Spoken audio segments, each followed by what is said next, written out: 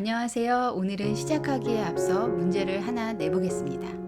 다음에 해당하는 현상을 무엇이라고 할까요? 행동이나 태도를 정해야 할 때에 망설이기만 하고 결단을 내리지 못하거나 남에게 의존하여 결정하려고 하는 태도. 네, 결정장애입니다. 넘쳐나는 정보나 부모님의 과잉보호, 자존감 상실, 우울증 등의 여러 가지 이유로 이러한 현상이 일어난다고 하는데요. 오늘의 주인공인 행복 큰 나무지기님께서 일상에서 조그마한 것부터 스스로 선택하는 연습과 훈련을 하면서 변화가 있다고 합니다.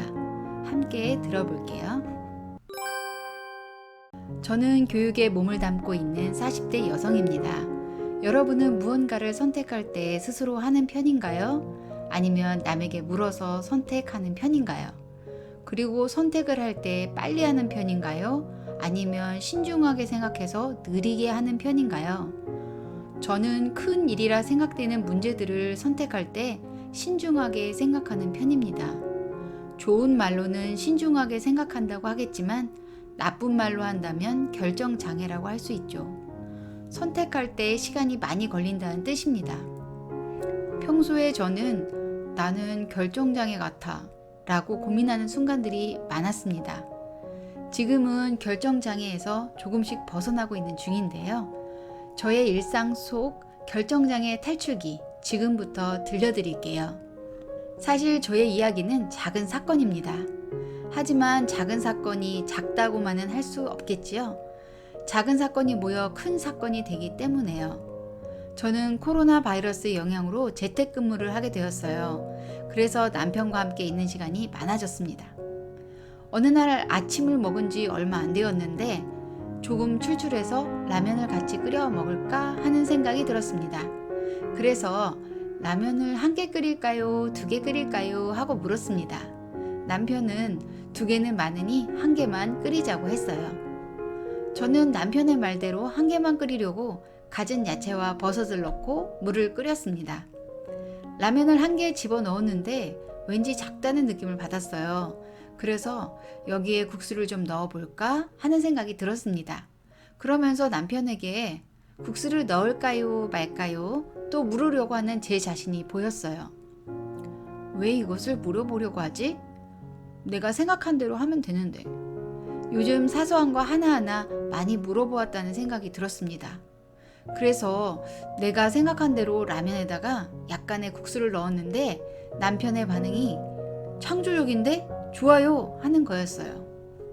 조그마한 것 하나부터 스스로 생각하고 결정하고 선택하는 인식을 하면서 연습을 했다고 했었는데 어느 순간부터 결정장애 바이러스가 또 침투했구나 하는 생각이 들었습니다. 사실 저는 이런 결정장애를 예전부터 고치고 싶었어요. 그래서 오늘부터 다시 조그마한 것부터 스스로 선택하는 연습과 훈련을 해야겠다는 생각이 들었습니다. 갈까 말까, 살까 말까, 할까 말까. 오늘도 이런 상황들이 여러 개가 있었습니다. 저는 스스로 생각해서 안 가기로 했고, 사기로 했고, 하기로 했습니다.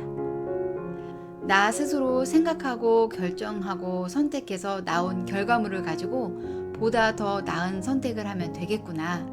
그리고 남에게 자꾸 물어서 의지하면서 결정을 하고 싶은 마음이 있다면 그것은 내 인생을 사는 것이 아니라 남의 인생을 사는 것이지.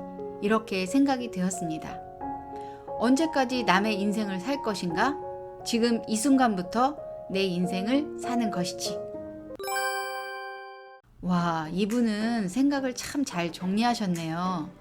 여러분, 행복한 나무지기님의 사연을 들으면서 서로 물어보면서 하는 거 좋아 보이는데? 라고 생각이 들지 않으세요? 네, 그것도 좋아 보이지요. 그런데 겉으로 보이는 모습이 아닌 마음속의 의도가 중요합니다.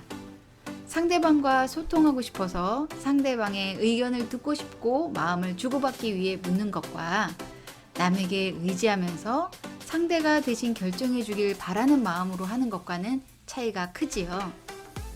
어떤 경우에는 결과에 대한 회피와 책임을 지고 싶지 않은 마음, 내가 할 일을 남에게 시키고 싶은 마음들의 작용으로 남에게 묻는 경우도 있습니다. 와, 이렇게 이유가 다양한가요? 오심즉 여심이라고 제 마음을 보니 이렇게 다양한 이유가 있더라고요. 그런데 이러한 마음의 움직임이 보인다는 것은 참 대단한 일입니다. 왜냐하면 3살 버릇 80까지 간다는 말이 있는데요. 그렇게 살면서 또 남에게 미움받으면서도 자기 자신을 모르는 경우가 너무 많으니까요. 오늘 행복님의 글은 자신의 마음과 생각의 움직임을 보고 인식하면서 그것을 개선하기 시작했다는 것에 큰 의의가 있습니다. 행복님의 사연을 함께하며 결정장애 바이러스에 대한 백신을 이렇게 정의해보고 싶습니다. 내 인생 내가 사는 삶이 즐거워지면 되고, 자주 독립하는 삶이 즐거워지면 되고. 오늘 사연에 대해 함께 나누고 싶은 내용이나 궁금한 점이 있다면 언제든지 댓글 남겨주세요. 오늘 내용이 유익하고 좋으셨다면 좋아요와 구독 그리고 알림 설정을 꼭 해주세요. 감사합니다.